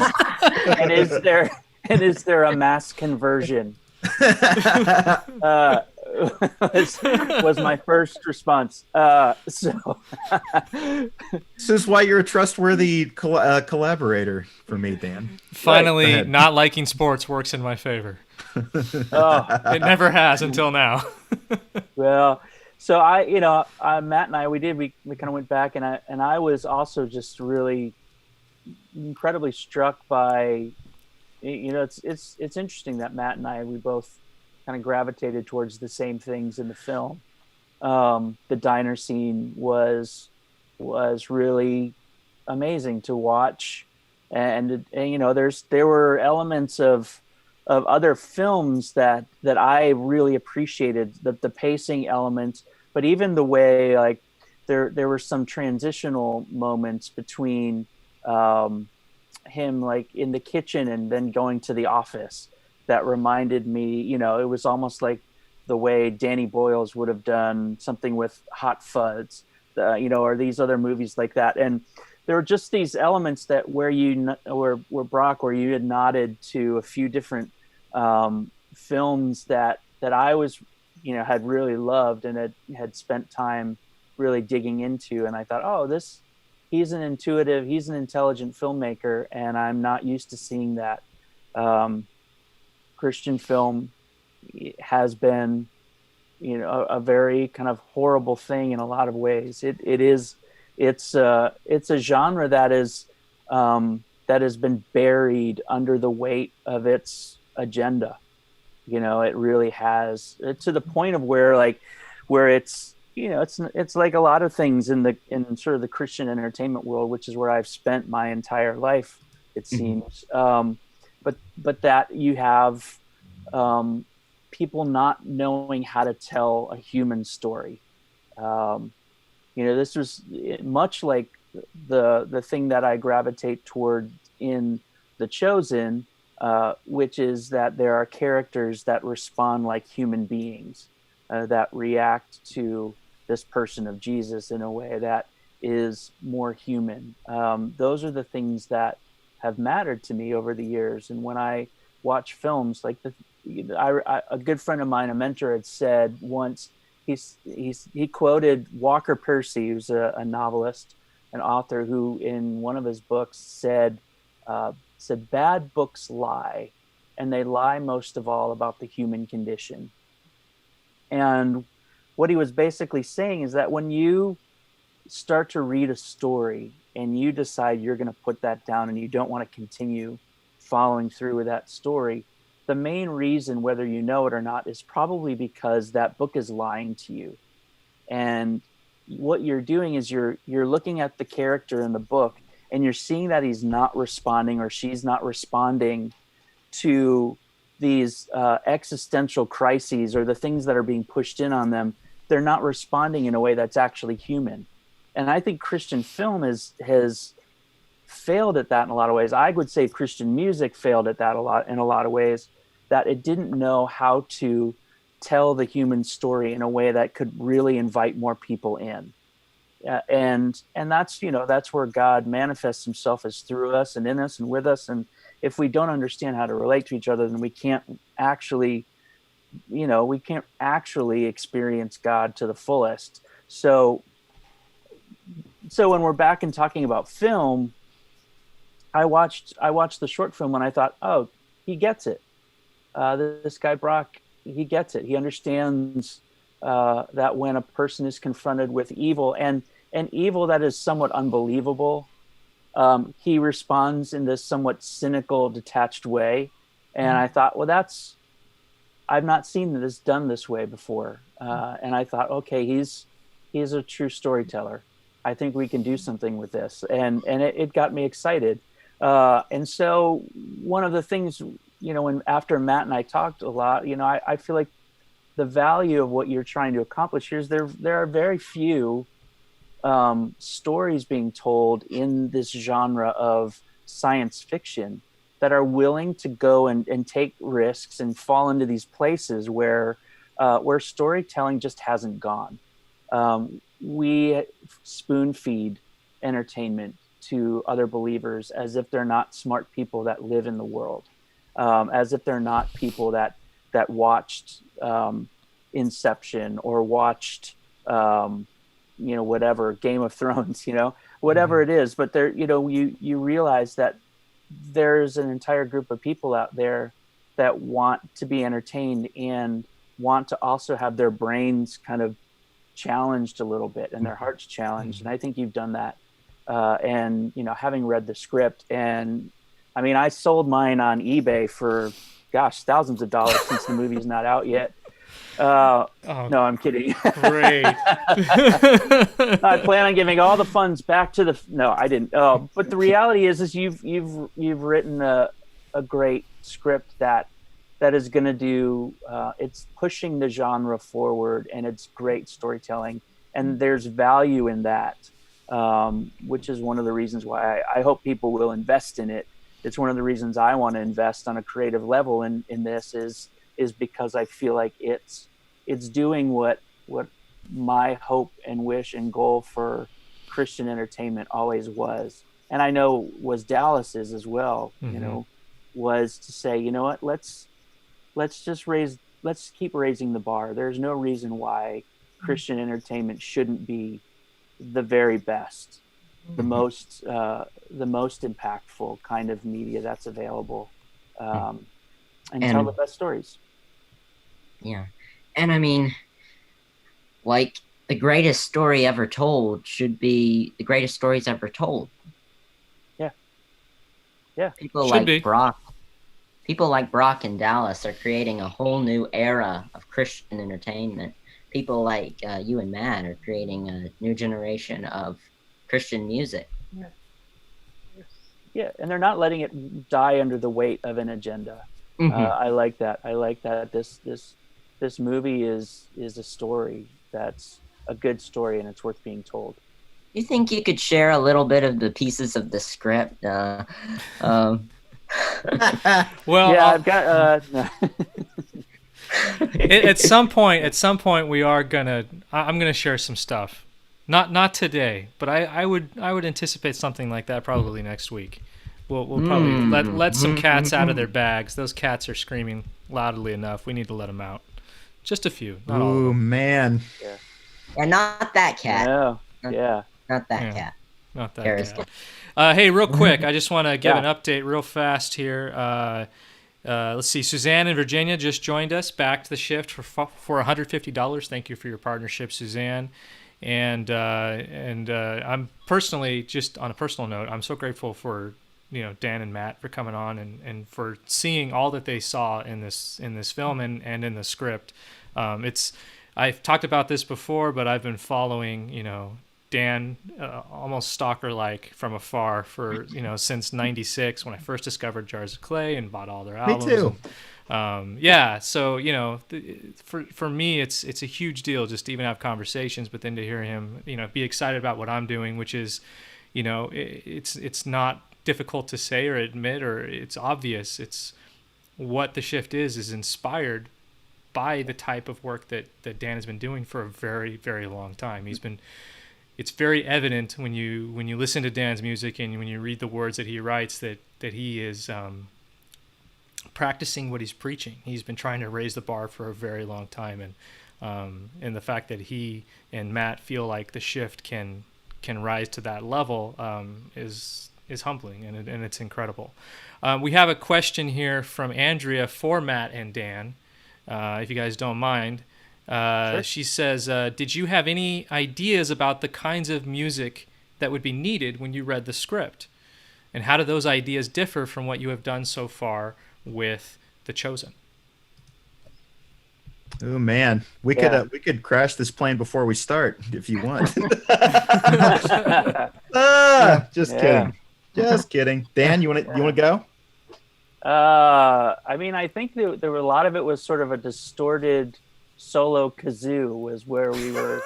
I do remember kazoo being a big part of the conversation. Yes. I got a guy. Yeah, there we go. It's interesting. I think it's a science fiction film, and I think we're going to do our best to create a palette of sounds and noises that help tell the story well. I don't know that like I have ideas. I'm a huge fan of movies, and so I watch a lot of them, and there are certain ways that people have used music in this new era of filmmaking that is really inspiring. But I think Matt and I we're excited. It'll be very different from The Chosen. The Chosen is one story, and it has a specific sort of period to it. We had a very specific palette that we used for sounds and noises, and had very good reasons why for The Chosen. And we will, our hope is that we'll be able to do that with this film as well. We'll be able to look at it and go, okay, what are the best ways to tell this story and help draw more of that emotion out of the places that it needs to be, where the ways that we can play against it, and what is just going to be, how can we innovate alongside of Brock and just create what we feel like is something seamless that tells the full story. Yep. Yeah. That's what I was going to say too. Yeah. I was going to say most of that stuff too. I think obviously it'll be probably quite a bit different from the work that we've done on The Chosen. I mean, I think it'll carry because we can't really get outside of ourselves. So I'm sure it will carry the DNA that we've sort of wound up together for The Chosen, but it will be definitely probably a very different palette of sounds and different kind of musical language, because the music will probably need to do something completely different. And I mean, as well as being a feature film and not a television series, I think that's going to probably inform a lot of the decisions. But I got some ideas, but I don't like to make decisions ahead of time, really, until we need to make them. So I've tried to reserve. I haven't even really said this to Brock yet, but I have tried to reserve pushing myself into a place where I'm looking for sounds and ideas before we've ever seen any film. And we've seen the short film, but I'm excited to see after filming what the film says to us, and then respond there in the moment from what we see. But we do have some ideas, I think. I want to see behind the scenes videos of you composing the music for The Shift. Oh man, this is just a lot of it's a lot of sitting around drinking coffee, being very quiet. I was going to say, it's probably about as exciting as behind the scenes video of me writing the script would be. 100%. Yeah. Yeah. What is the, there's that great quote where they talk about, I think it's more about politics and sausage, but they say, if you want to respect sausage or politics, don't spend any time seeing how it's made. Yeah. I think music is similar to that. You know, I feel like there should be a crossover between The Chosen and The Shift, and maybe there could be a fight scene between Jesus and Satan. Just kidding. Well, I'm gonna say, I think I'll stick to being the writer, if that's all right with you, Noah. But, okay. Well, I did send. My confession is today, and Matt Nelson will know this. I did send Dallas a quick text today, and I do this. Dallas is such a great person. I know you've talked him up a lot, and people know that about him. They see him all the time. But Dallas has been. He's so gracious. I am a thorn in his side, and but I sent him a quick text today, and I said, Dallas, hear me out. The next Chosen promo poster for season 2, Jesus on a T-Rex. That's all I sent him. So, so I think there's room for this crossover element. I think I'm all about it. It's untapped. It's totally untapped. Send me his phone number. We have a great comment here from John. I believe he's responding to what Dan was saying earlier. John said, Paul said he became all things to all people so that by all possible means he might save some. That's how I see The Shift, making a Christian sci-fi film and not adhering to the same old format. Kudos, sir. And quick question from Andrea. I think she's a little worried about the answer to her previous question. She says, was the kazoo tongue-in-cheek? I believe you folks could create tension with a kazoo if you chose. Nothing's off the table at this point. Yeah. Who knows? Everything's on the table at this point. I have to go buy a kazoo, though. Yeah. Hey, I saw, this is no joke, a friend sent me, or maybe it was an Instagram story, but she posted it was a kazoo for sale. It was a kazoo that had a pick, so you could plug it into a guitar amp or a PA. And I thought that might be something we can use. Yeah. I feel like now we have to work a kazoo in there somehow. Just as a little tiny, sure. Maybe distorted or something, but so we know it's there. Yeah. But if we reach our goal of what's the goal, Brock? Then we will $1 million. We'll 1 million. Then come on, Jeff Bezos, drop your buck in. We'll get a gold-plated kazoo, and it'll be in there. If you donate more than we will let you play the kazoo. Yeah. All right. So we had a question come in earlier, and somebody wanted to know which song Cara was talking about. Earlier, Cara, those of you who are joining us later, Cara was talking about a song that I actually wrote into the script for the Shift feature film, a song that is a Jars of Clay song that I have loved for a very, very long time. And I wrote it into the script before I ever thought I would ever be able to talk to anybody from Jars of Clay. And when I sent the script over to Matt, I sent it with a note. Matt probably remembers this. I sent it with a note that said, hey, please tell Dan that I'm not being presumptuous in putting this song into the script. I'm just being hopeful. And so that was the note. And so they read it, and thankfully they loved the script. And the fact of the matter is that we don't have the song yet. Obviously, that's all going to be up to the band and not just Dan, whether or not we get to use the song. But we are very hopeful, and we have Dan's support. And I actually asked, while we were talking, I did a side conversation with Dan, and I asked him if I had his permission to at least share what the title of the song is so that you can go and look it up.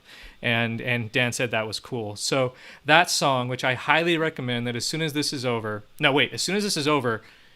go get the video that I'm going to post and share that with your friends. And then once you've done that, then go and look up this song. The song is called Oh My God, and it is a Jars of Clay song. There are two versions of that song that Jars has put out. One was on their Good Monsters album from 2006, and then the other one was on their album 20, in which they remade several of their hits into a different, more acoustic style. And that's 20 came out in 2015. Do I have that right? Yeah, I think that's right. I think that's right. Wow, is it right?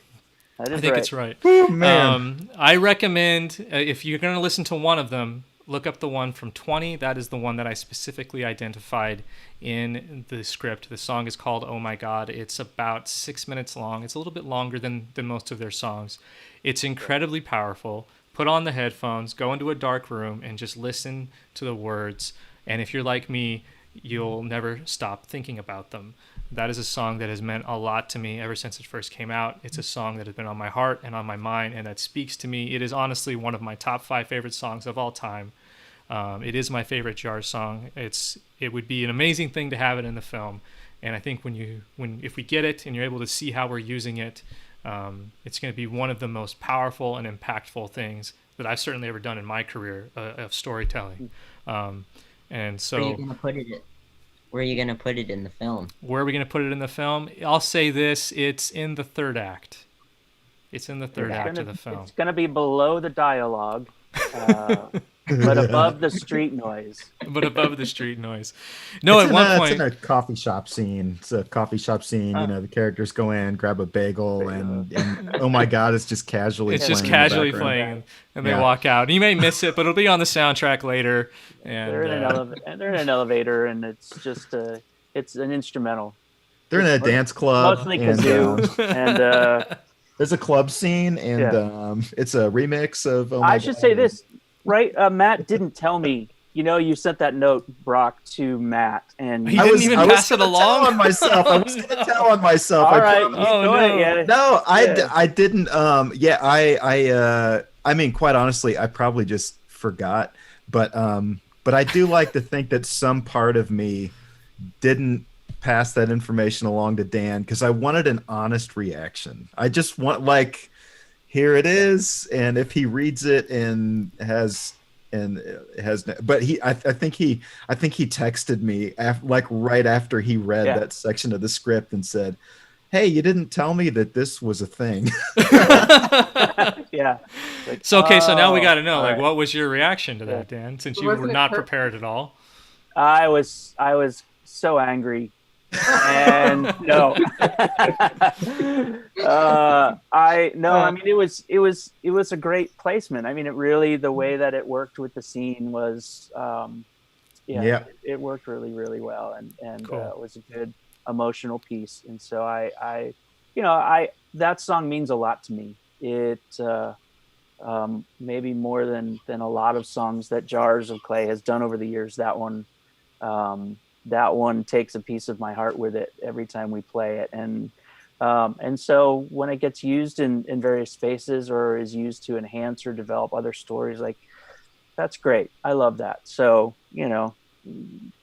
yeah, I loved that it was used the way it was used. So it was a good moment. It was a good surprise. That's cool. Well, good. I'm glad.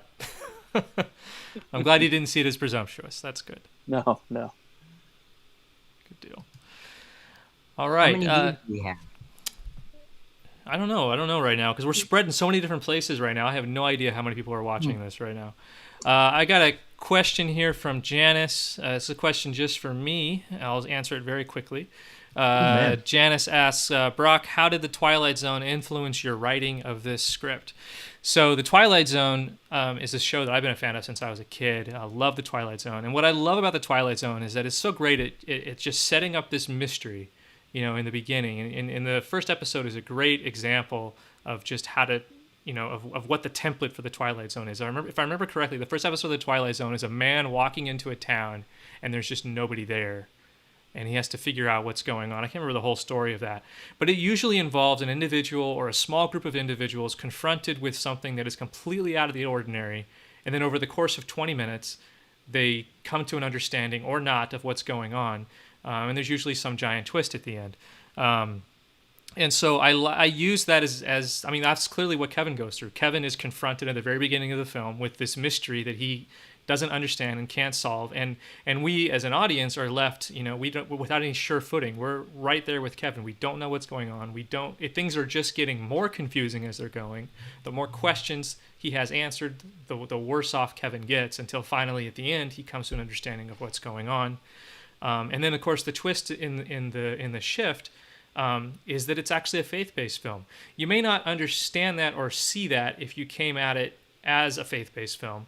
But especially when I brought it to film festivals, those audiences were watching this film the whole time until that last 2 minutes, not knowing that it was a faith-based film, and not having any idea of that, because there's really nothing before that to suggest that, yes, Satan is a character, but Satan is a character in so much media that I think that they just took it for granted.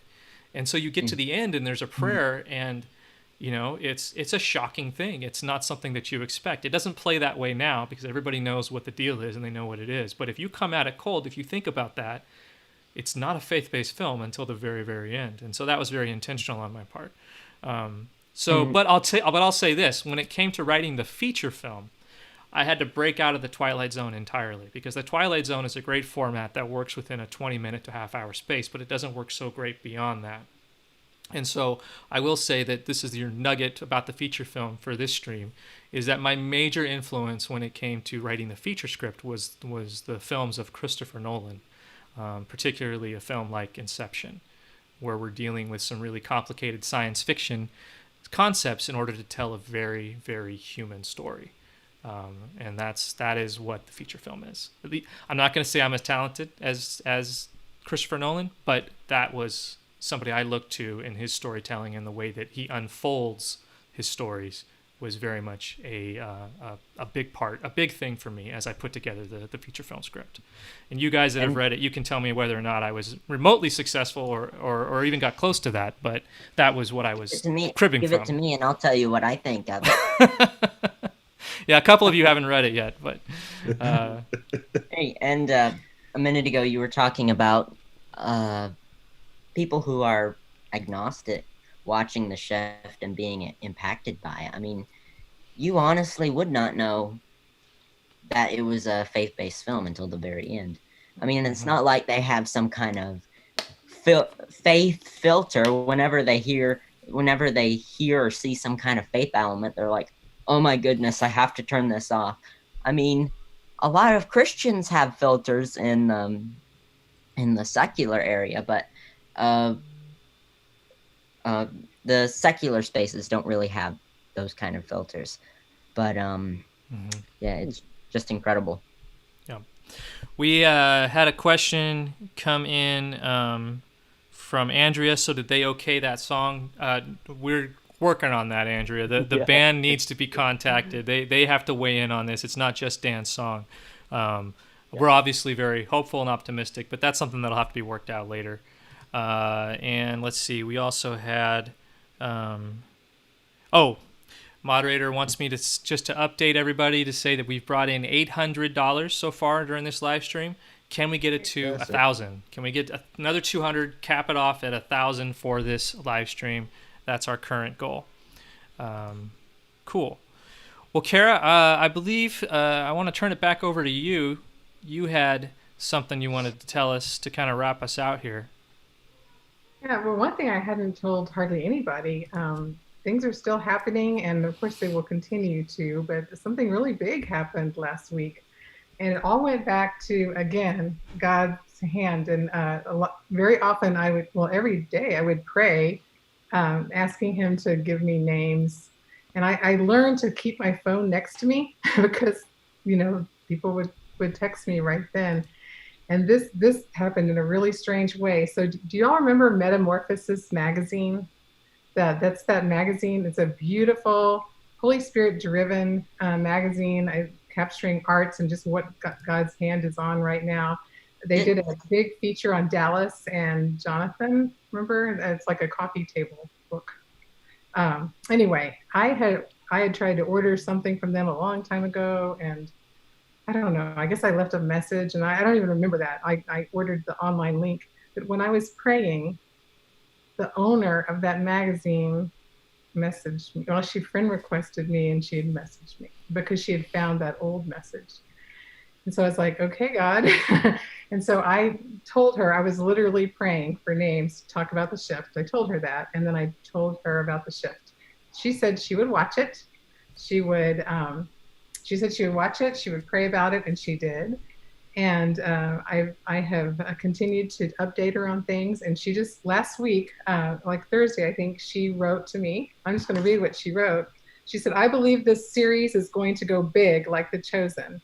I love that we get to be out front of the success of these films, and I'm honored to share it and spread the word.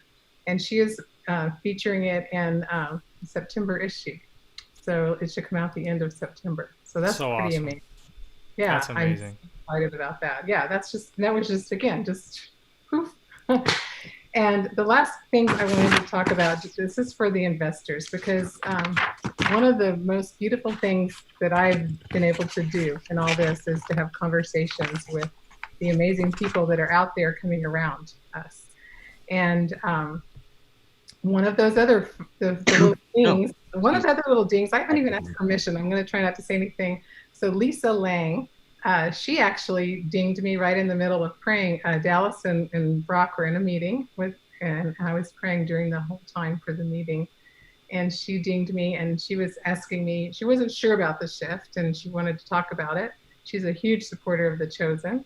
And we had an amazing, she said, you know what she said? She would pray. I told her I was in the middle of praying for this meeting, and she just dropped everything and prayed too. That's the kind of people we have. And we talked about it, and she's been an amazing supporter of the shift. So that's one thing. But one of the things she did was post something on the fan club the other day, and I loved her post. She was talking about how she was encouraging people to come around it and support it. And she said that so often we think we're praying, or we ask, oh, do you want me to do this? But we don't really listen. And in fact, I remember Matt and I were talking about how the other day, how our mind can just take us on these little journeys that are, they can just, our brain can just feed us these stories that aren't true. And that's what happened to me when the first time I saw the shift. My brain was doing that. It was saying, oh, you can't do this. You can't do this. You don't have room in your heart for this. And so I thought that was such an important message. And I had a conversation with Nancy. She's another one of our amazing supporters. And we've had many conversations, but we had a really important one because we were talking about how, like with me, God has showed me very clearly these little miracles happening. Of course, I'm excited about the shift, of course, but he doesn't give that to everybody. And but if you're listening, you can watch and see what's happening. Like I told her this a lot of this story. She knew that this was important, but she just she wanted to talk about what was really going on. But she listened, and she could see that invitation was for her to come into this, even though it wasn't a personal knowledge. And she was so excited, and she has been one of our most faithful supporters. She even came up with the idea of like matching donation, investing on another one. And I love talking to her, and she has been so excited about being a part of a community that's coming around this, being a part of something bigger than ourselves. And I think that's what I've heard so many other people say, this feels like an extended family, where they know that what we're coming around is going to put such good in the world. I actually spoke to another person just yesterday, and that's what she said. She said, it doesn't matter about the money. She says, we need to put things like this into the world, and I want to be a part of this. It's so exciting to be a part of it. The last thing I remember when I saw the shepherd, I felt that nudge. This is so important. You have to invest. Now, was that easy to explain why I'm going to give money to this random guy named Dallas on Facebook that I don't know anything about? No, that was a hard conversation, but I knew absolutely that he was the one to make that film. I knew it. But I had friends who also saw The Shepherd and loved it, but they let their minds take them down that road, right? Well, let's wait and see. Let's wait and see what's going to happen with this first. And some of those people said, you're lucky that you were in on the beginning with this. But I wasn't lucky. I listened, and I accepted that invitation to join in. Yes. You could have been too. Yeah, you're right. And that's the thing. It's a step out in faith, but it's a beautiful thing to come around this. And we know, like with The Chosen, it's going to be similar, I believe, with The Shift. Brock will share videos from time to time. We'll be able to see it unfold, and we'll have a community around it, and then we'll be there when it's unveiled to the world. So I just want to encourage people. One more thing, I keep thinking of this. So many people don't have the funds to support it financially. But when you really pray about who you're going to reach out to, I was talking a lot to people who are already involved in The Chosen. But then God led me to start thinking bigger, like who else do I know who doesn't even know The Chosen, who maybe is tired of everything going on in this world, and they would love to be a part of something like this, and they have money that they're willing to put into it. And so little by little, I'm reaching out, even family members that I have a few members who have significantly poured into this. So just because they see the passion and they think it's good. So I just would like to challenge all you out there to just start really thinking, because we have a very small amount of time, and we need to see how we can really support this by sharing it with people and really asking God, because every time that I just went by my own strength and got so busy telling so many people about it, not much came from it. But when I checked with him first, it really does help. So, and if Jeff Bezos happens to be watching this live stream, that's their message to him. That's like Jeff Bezos. That'd be like flicking a nickel my way. That's what that would feel like to him. But we of course we can't count on Jeff Bezos. We are counting on all of you, and I appreciate that, Cara. I appreciate your heart for this project, and I can beat the drum to a certain degree, but there are things that I feel like is so much better said from all of you, and so I appreciate you being willing to go all in like this with this film, and to just want people to know about it, encouraging people to come to it in the way that you have. It means a lot to me personally, but I also then, as soon as I have that thought, my next thought is well, credit, dude, it's not about you. No. It's about the film, and I really see myself as kind of the vessel for it, and that's pretty much it. That's the extent of my involvement, and I know that you kind of see yourself in a similar position in trying to share it with people. Well, Brock, I said I was done. Sorry, one more thing. So go ahead. So Dallas used to say this: God is the one that's going to do this, but he's not writing the checks, right? That's why we have to come around. But I was thinking more that, when you talk about getting a billionaire just to write the check, God loves us so much, and he knows how wonderful it is when we take that step and invest into it. And I think he wants us to do that, because don't you agree? And so I think it's just part of his plan too, to get us to come along and have the satisfaction and the joy of doing this too. Yeah. You know what? No. I love the way Amber Shauna Williams, who played Tamar in The Chosen, worded it in our interview on Against the Tide Media. You can do what feels safe, or you can step out on faith. She said her recommendation for everybody was to step out on faith. Yeah. No, I think that's very apt. I think that's very apt. And sorry, go ahead, Noah.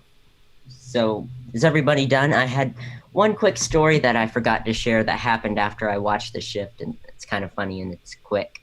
Yeah, do it. Well, after I watched The Shift, Darren called me like almost instantly, and he said, "Hey, did you see it?" And I said, "Yes, I sure did. It was incredible." And he had no idea what I was talking about, and then I had no idea what he was talking about. It turned out that he was talking about that Kirk Wohler just messaged us, telling us that he was ready for his interview with Against the Tide Media, and he had the dates and everything. You remember that, Darren? Dude, that was a great mess up. It's a good moment. Yeah, but we both were surprised, and it turned out well. Yeah, agreed. Awesome. Well, I am extremely grateful to you guys for jumping on and for everybody here and just, catching the vision of what this is and what it can be. And we've got a couple of questions here to that effect that I'm gonna take in just a second. Because you guys have been so patient. It took me forever to even get to you. Time seems to go by so fast on this. I need to get better at that. But I'm so appreciative of you guys, all of you, for coming on, sharing your stories. For Matt and Dan, for you guys being willing to share your talents. And I can't wait to have all the conversations that we're going to have. I'm already, by the way, Matt has keep bugging me, like, send me some soundtracks you like, send me some songs. Oh, man. It's all up here. I'm about to shoot it out through the fingers and over to you. So that's coming really soon. Hey, Brock, on the investment end, I have, because I don't think this is a thing. I don't think this is a thing you could maybe claim for yourself, so I'm gonna do it because I don't think you would say this about yourself. But I think there's a movement of creativity that's happening in the faith-based world, and I think that The Chosen is included in that, and people like Dallas Jenkins and Brock. I think that you're among this sort of new school of directors and filmmakers in that school of thought, and I think that I think it's going to be, when we look back in 20 years, I think this is the beginning of something that could be very special for the faith-based film thing. And so I want to say to the investors and the potential investors, this is an opportunity to be in at the ground floor of what I think is going to become something very significant and important. And it's not in a thing like filmmaking, sure, the director's name is on the movie poster, but it's not, you'd be an idiot to think that Christopher Nolan just makes Batman by himself.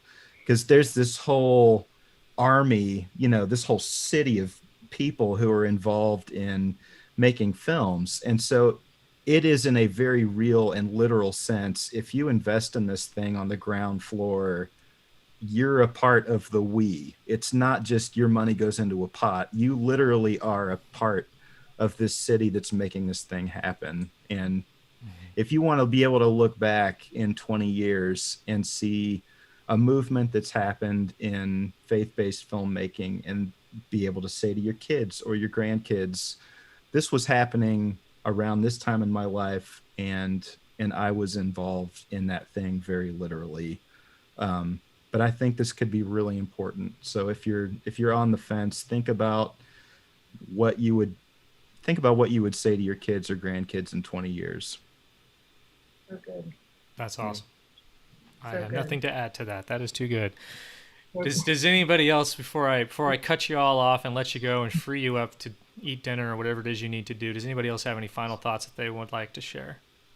I'll just say thank you. Thanks for inviting us into this story.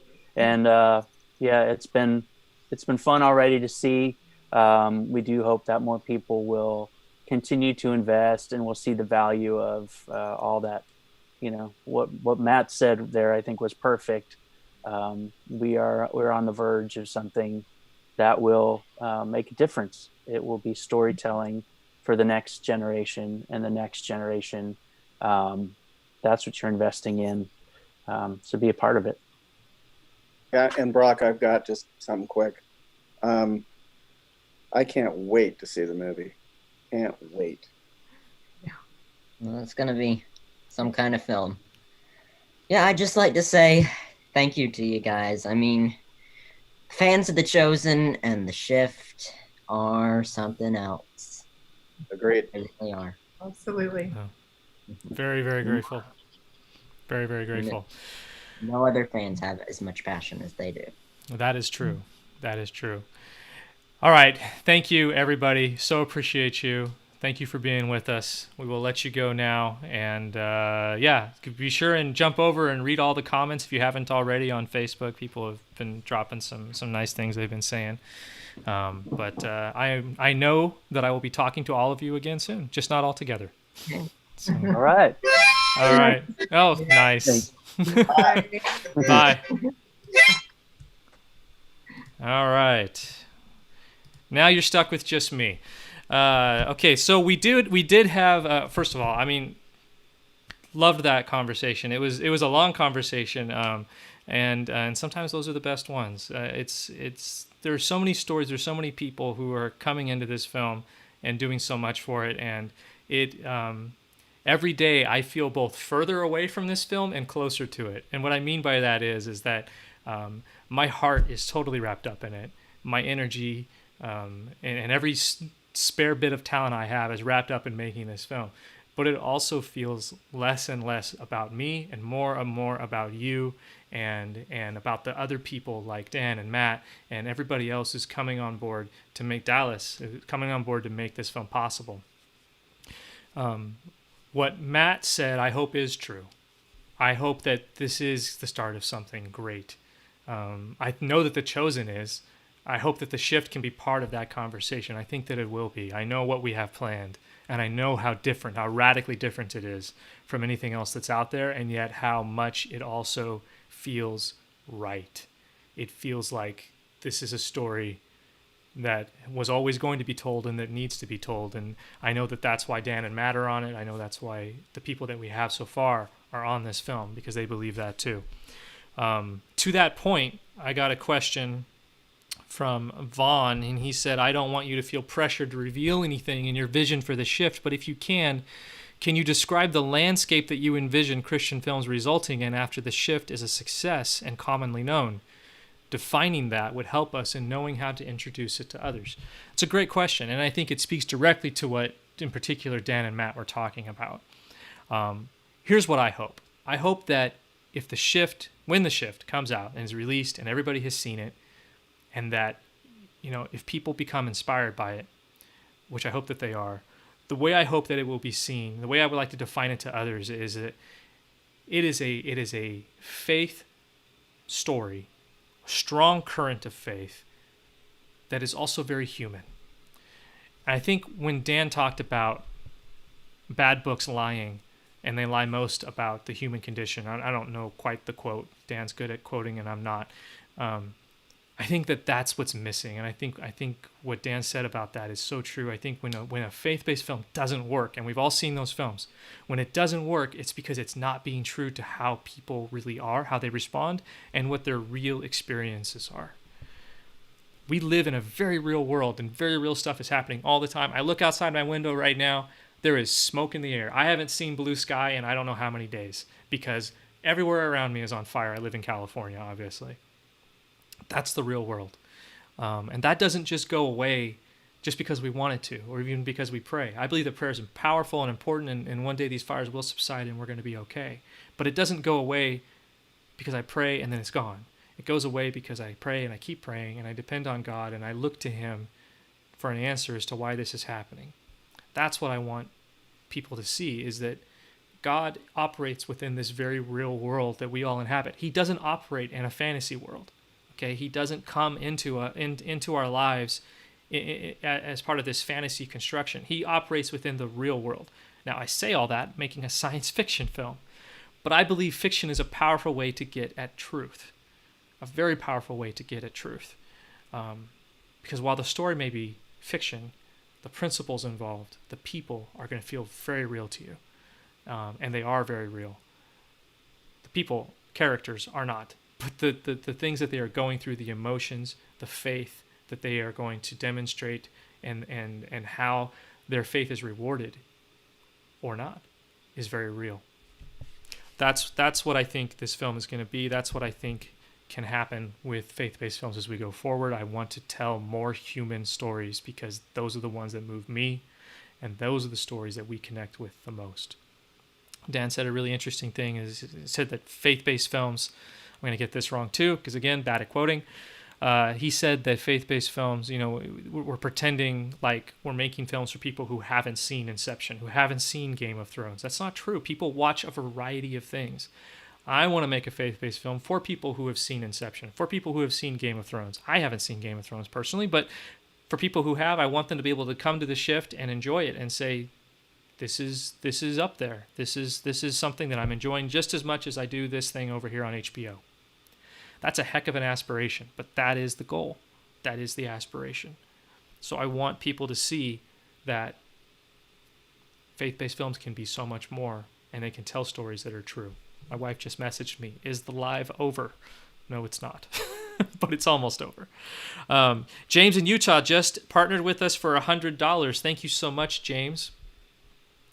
Judy asked, Brock, was there one instant you recall that made you think of this story idea? And did the plot come at you all at once? The plot did not come at me all at once, but the instance that I always think back to, and I've told this story before, I'll tell it very quickly. I was sitting in my car driving to work, back when I had a 9 to 5, and the DJ that I usually listen to was off of the morning show. He was gone, and nobody was acknowledging his presence. The bumper had been changed and removed him, and it was as though he never existed. And so I had this moment when I thought to myself, well, wait a minute. Am I in some kind of weird alternate reality where this guy never was? Did I just imagine him?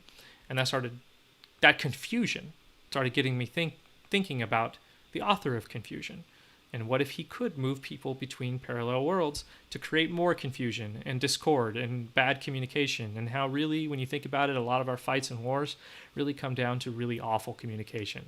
People not talking about the thing that they should, and not understanding the perspective and not having empathy for the other person. And we can create that kind of confusion by having people have very different versions of reality. So that was kind of the germ for the story, and it kind of went from there. With James's investment, we are now $100 away from our goal for today. I want to replay you this video that I played earlier. If you're still with me, I hope you're still with me. Who do we got with us? We've got people who are kind of tuning out now, but for those of you that are still with us, I want to play this video one more time. It's about to go up. I hope that you'll share it with everybody and show it around. This is a video that we are putting out today for the first time, and I think it really speaks to what the shift is and can be and is all about. I'm going to play it for you real quick. It's a very, very short video. Hi, I'm Brock Heasley, the writer and director of The Shift. One of the reasons I made The Shift was out of frustration with all the depictions in fiction of a person facing off against the devil. I'd never seen a character handle that in the way that I would as a Christian, which is simply to pray. Quiet faith in the face of great darkness and temptation. But why make a Christian film that's got so much darkness in the first place, right? How does that track? I think it's in the dark times that the love of God shines brightest. When you think back on the times of your life when God was most evident, I'll bet it was in the middle of some difficult event or trial. For me, I think about the death of my father. I think about that time when my wife and I both lost our jobs within 24 hours of each other, and we wondered what in the world are we going to do. And I think about our daughter who was born with special needs. A blessing for sure, but also a great trial for which we were totally unequipped. To be honest, we felt like God had given us something we couldn't handle. Even as good people of faith, we pass through dark times.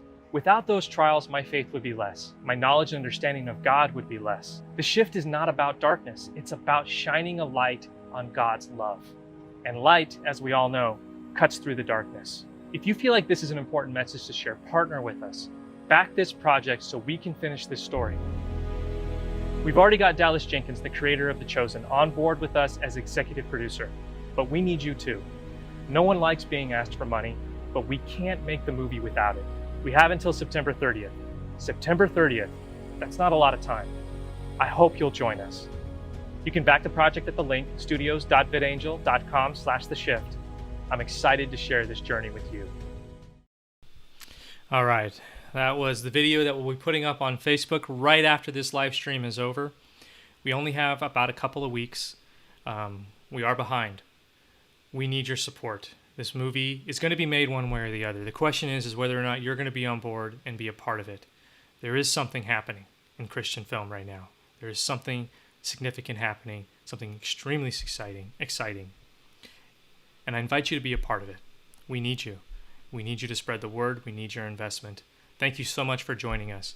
Our next live stream is going to be a surprise one. You don't know when it's coming. We're going to do something a little bit different, and it's going to be a surprise. You never know when it's going to hit, and I hope that you'll be able to join us. And if you can't, of course, it'll be archived on our YouTube channel and on Facebook. Thank you, Against the Tide Media, for joining us. Thank you, Dan and Matt and Cara and Darren and Noah. Thank you, everyone, for your comments and for your support. We did not quite hit our goal, but we got really close. We have a much larger goal ahead of us. We are at the very beginning of this thing, and we only have 2 weeks. Thank you very much for